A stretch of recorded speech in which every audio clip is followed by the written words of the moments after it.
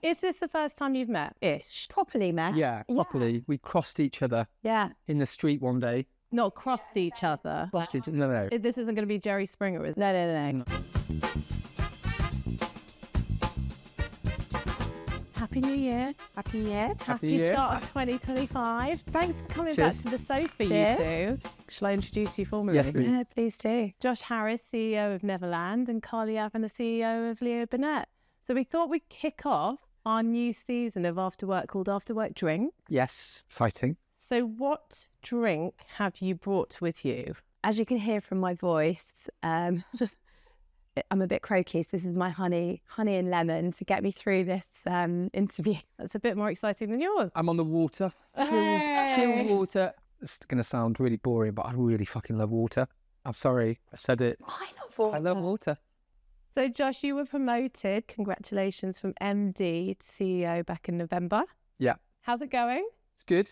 Gone about it my own way. I think I've spent time with all of our clients one-to-one. I've met with everybody in the agency one-to-one.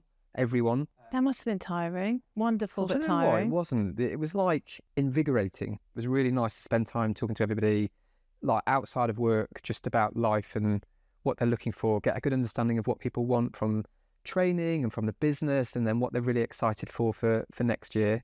What's the main difference in your role specifically from going from MD to CEO? The main difference is an MD is executing the day-to-day strategy that's been set. And a CEO is about creating both the internal but also the external strategy for the business. And that's a big shift from, are the toilets working and is all the revenue in the right place?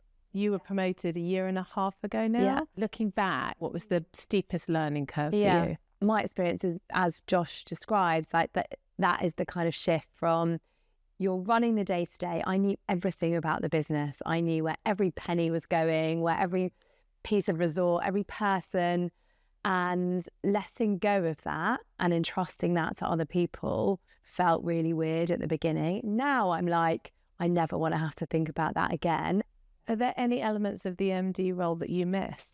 Well, I think it is a bit of that, knowing everyone and knowing everybody and knowing all the hires. So yeah, I do miss being kind of in the thick of it. Josh, what about, did everyone stop talking to you when you were made CEO? No, they didn't. But it is like quite a lonely role, right? Just that is the biggest take for me is you realise the importance of the decisions that you make might not be brilliant for everybody.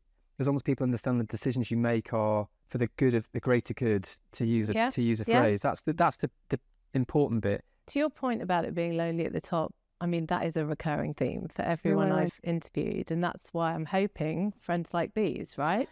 So if we can share a bit more and stop seeing each other as like the other person on a pitch, I think it's a really powerful thing. Definitely. Like the grass always seems greener on the other side, but everyone's running the same race.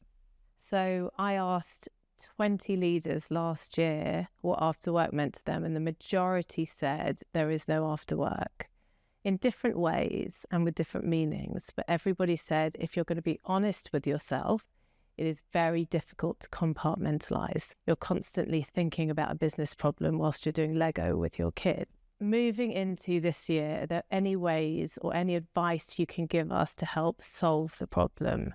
If you're working somewhere and you're in a job that you love and is challenging and interesting, then why is it a bad thing to be thinking about that all the time? I find that when I'm parenting, I have to be present, and I work really hard to keep my phone away, and because it's an hour and a half a day, that is my time with my daughter, and nothing is more important than that. For her to utter the words, which she has done, "Put your phone down, mummy," is like literally the worst thing I can ever hear.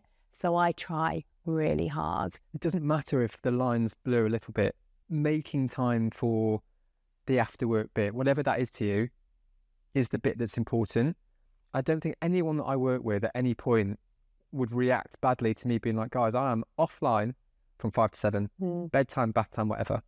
Okay, I'm going to challenge it slightly. Yeah. I have a job I love, a company I've built myself. I have all the autonomy in the world to do whatever I want with it. I have 3 kids, and right now I haven't nailed it at all. So I need to figure that out this year. Someone once said to me, work is like this kind of machine that just takes.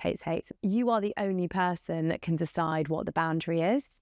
And whatever boundary you decide will be fine. No work will not have an issue with it. What's the best piece of constructive criticism you got this year? Be comfortable being uncomfortable. Yep, that's excellent I did advice. not realise as how critical that feedback would be. Difficult, whether it's just giving somebody feedback or trying to navigate for the best creative outcome, even though you know it's going to be a step change for a client, being comfortable in that uncomfortable space is really important. I've been, treading water at periods in my career, and I wish somebody had said that to me because it would have spurred me forward. I was very nervous to do anything outside my comfort zone, but we've all got to do it because it's the best way to learn and grow. Oh, one other bit of advice that I got, which is a slightly different thing, was about asking for help more. So remembering you've got people around you that want to take on more, that are also really ambitious, and rather than thinking, how am I going to solve this, work with them to help figure out an answer and to help you deliver it. And sometimes you forget that you've got access to help. That's giving you permission to basically go, I'm not quite sure what the answer is, but I need to talk about it. Yes, exactly. God, I love these sessions. You make me feel so much better about myself, you guys. What do you want to achieve professionally and personally over the next 12 months? Personally, it is just that ongoing quest for balance. And I'm so acutely aware that my daughter's childhood is finite and I don't want to miss out on anything. And then professionally, just about to be briefed on a pitch. Quite like to win that one. But other than that... No comments. What about you, Josh? Personally, I would love to be able to work out how the fuck parents get through summer holidays. I would just all of a sudden you've got a 6-week gap to fill with not really much childcare around. So we'll try and figure that. Got some tips. Okay, good. Me too.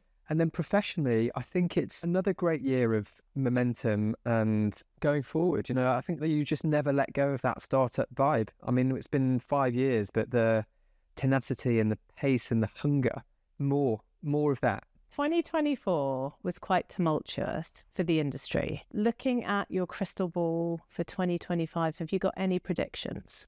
I think it is a bit pointless to try it. I mean, the last 5 years have been wild. What I hope is that the power of creativity continues to be a kind of timeless truth in our industry, that the most creative brands, problems that are solved in the most creative way, ultimately are the ones that win. And I don't think anything will change that truism. We're not surgeons. If we fuck up, no one's dying. The levity that has been missing from the industry needs to come back in for people to really enjoy what we do. We get to work with some of the biggest brands in the world, creatively problem solve some of the biggest challenges that they've got. I mean, come on. It's like, I feel, and I might be drinking the Kool-Aid, but I feel really lucky to work in the industry. How are you going to retain and build on your happy cultures? Because you both have extremely happy cultures, and it's something to be so proud of.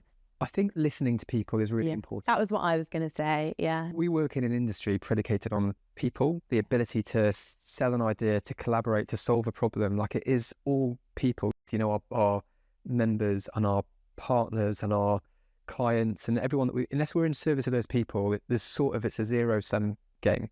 It's really important. Yeah. And I think particularly as the diversity of our talent base is much better than it was, but that means that we're working with people that have come from very different walks of life with very different lived experiences. And it's arrogant and negligent, frankly, to not really listen to those people and understand what it's like for them. And for things like hybrid working, often these rules come from people that have never had to be a working parent, that have never been a carer, that have never had to commute. And they just have massive blind spots. The nuance around flexible working is really important, and you only get that if you really listen to people. Good advice, you guys. That feels like a very positive start to 2025. Find more time to listen. See what I did? Okay. Let's start that again, mainly because I feel like a dickhead. Don't make me laugh.